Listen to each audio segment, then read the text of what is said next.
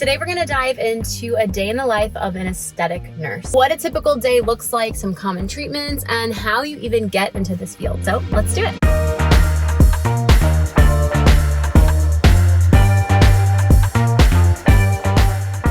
I walked into the facility and right away I noticed how beautiful and clean this space was. The patients' room were so inviting and so cozy. Great. So tell us what we're doing today. So this is our day. We started today like around 7 o'clock in the morning. And if you think you're going to be leaving early and you're going to have your own schedule, we working more than 12 hours a day. Yeah. So this is my mini ED. We always joke and say 911. What is your emergency? Yeah. My forehead's moving. So don't worry. Here's Maritza to the rescue, right? Yes. So how many days a week do you work? So I do a lot of teaching, right? When we are in the office, we usually work like Wednesday, Thursday, Friday, Saturday. Mondays we do too. So Tuesdays I try more like to leave it for like videos, recording, social media. Yeah. After she went through her schedule for the day with me, which was jam-packed by the way, I could already tell it was going to be a busy, exciting day. So how many patients will you see today? Like 40, 50 patients. 40 or 50 That's a lot. Yeah, that's what we usually see a day. Yeah. Wow. So it's a lot of education, right? So if you think like they're just gonna come and get it done, like that's it. No, you have to educate a lot in patient. If we have our boss coming. Hi. She wouldn't just go in, inject the patient, and leave. It was a lot of education. Every patient has a series of questions, concerns, and Maritza really educated everyone so patiently. They even had this cute stress ball for nervous patients. And just like any nursing job, there was lots of charting involved because even aesthetic nurses need to document everything as well. Once the client was fully informed and felt confident with the plan, it was time to draw up the medication and start the injections. You educate someone. So much education. So you don't know, right? You have to be a little therapist, right? Not just because they're like coming with the fear, but also they tell you like, I'm getting married, I'm having a new boyfriend, I'm getting divorced, like any reason, right? So you have to be able to swing your mood from room to room. Yep, definitely. Yeah. And she wasn't joking. There's such an emotional connection in this field. People share their insecurities, their hopes, and their stories. So what are you injecting? So I have the water that we prepare our reconstitute our Botox, right? The needles, and also we have different type of toxins. We have Botox, Jaboo, we have Xeomin, we have Dysport, and we also have Daxxify. As you just heard, she works with many different medications. As an aesthetic nurse, you need to really be knowledgeable about what medications you are working with. All right, we are about halfway through the day, and I have to say it's a lot more intense than I had thought. It is so much more complicated than I thought. There's so many more medications, there's complications. You have to be so knowledgeable about what you're doing.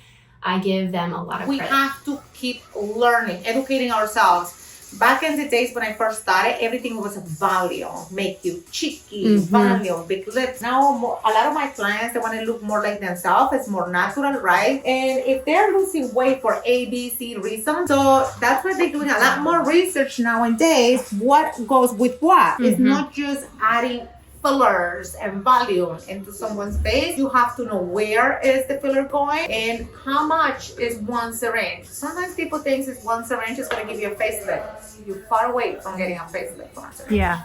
Is there like a specific one, or there's so many out there? Yeah, so you would start with like a Botox certification level 1, and then you can advance to level 2. And level 1 typically is, forehead, typically forehead, glabella lines, frown lines, anything around upper face is usually where you start. And then filler 2 would be more when you get into lower faces and platysmal bands and more advanced. But yes, definitely start with a level 1. Sometimes they encourage you to do Botox or neurotoxin and filler the same day certification. Okay. My recommendation would be do one at a time because filler is a totally different beast. Having a mentor is really important. Yeah. Shadowing. Yeah, that's such. If you can get into any shadow offices or with anybody, having a really good mentor helps. Yeah. Just So did you start in aesthetics, or were you? No, I Yeah. was hospital, I was in peds, and then Wow. I started because I didn't want to pay for it anymore. I wanted to just learn how to do it. I realized that as a nurse we could be an injector. Yeah. So I got certified and I started with friends and family, and it became their friends and family. Oh, that's and then great. it became their friends and family, and I just grew, and eventually, I went into offices and I started to do it, and Yeah. I built, a big practice out of it. Yeah. And you start building That's a so practice out of cool. it. Yeah.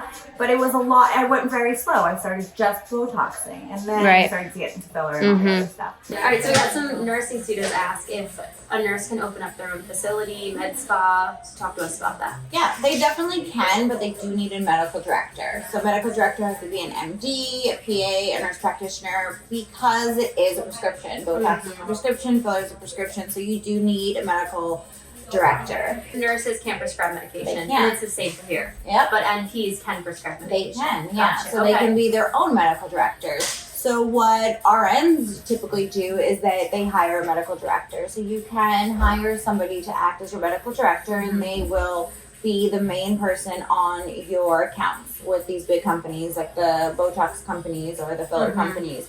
And you would generally you hire them and they kind of oversee your practice. They don't have to be on site fully, but they do have to act as your medical directors. And you said you're doing it. I'm right now, doing it, yeah. online. Yeah, I am. And That's cool. it's working. How Capital. many years?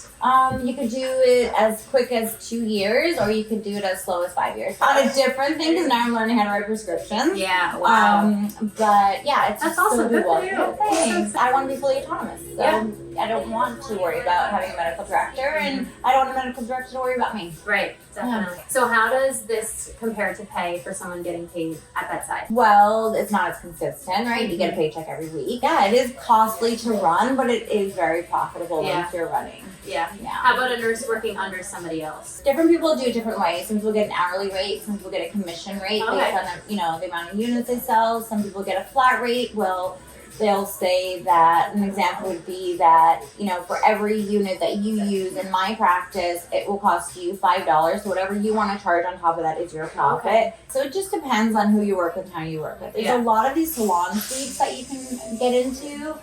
Which are great. The rent tends to be a little bit lower. Yeah. And then you can build up your own suite the way you want. It's a small little space like a room, but you can get a lot done in a little room. Yeah. Yeah. That's so cool. Yeah, that's where Maritza started. You bring one model in, and then that model wants to bring another person in, and you go from there. That's the way to go. Yeah. That's awesome. It's all about referrals and relationships. Yeah. Yes. After our quick chat, it was back to hands-on care.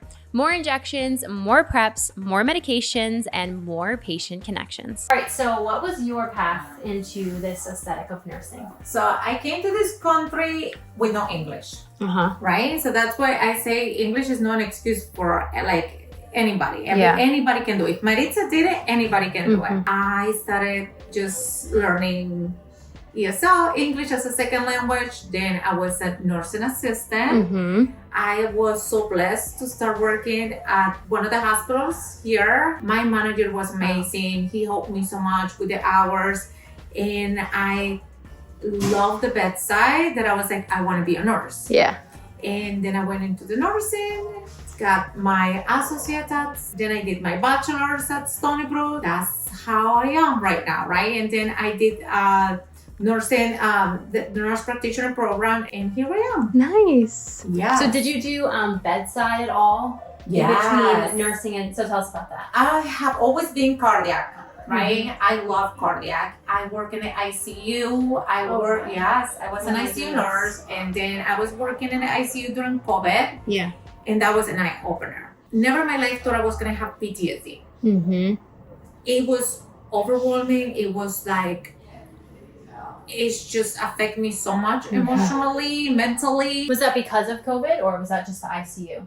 Like the weight? COVID. Yeah. It was just the hit, right? Mhm. You want to be a nurse to help people, but you don't want to see so many people dying in your hands and not be able to help them, right? So it was just like a kick for me. And I started in the aesthetic world before COVID. Okay. So I was doing it for myself, to be honest, right? Then I find out nurses can do Botox and injectables. And then one of my friends, she was a nurse practitioner. I was just a nurse at the time. And I called her into this and I said, listen, do you want to do Botox? And she said, what is Botox? So I say, and I explained, we went over, took some classes.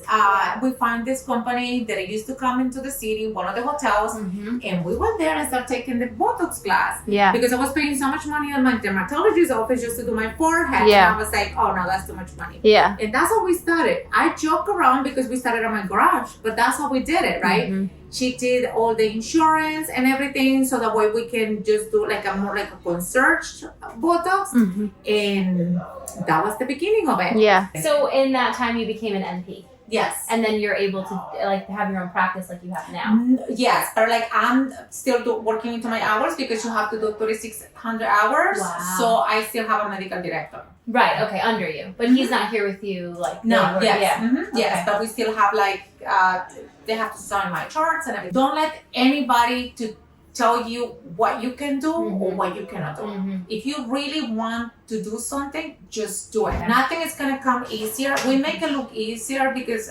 Instagram, TikTok, and everything. But what we do behind the camera, it's a lot. Yeah.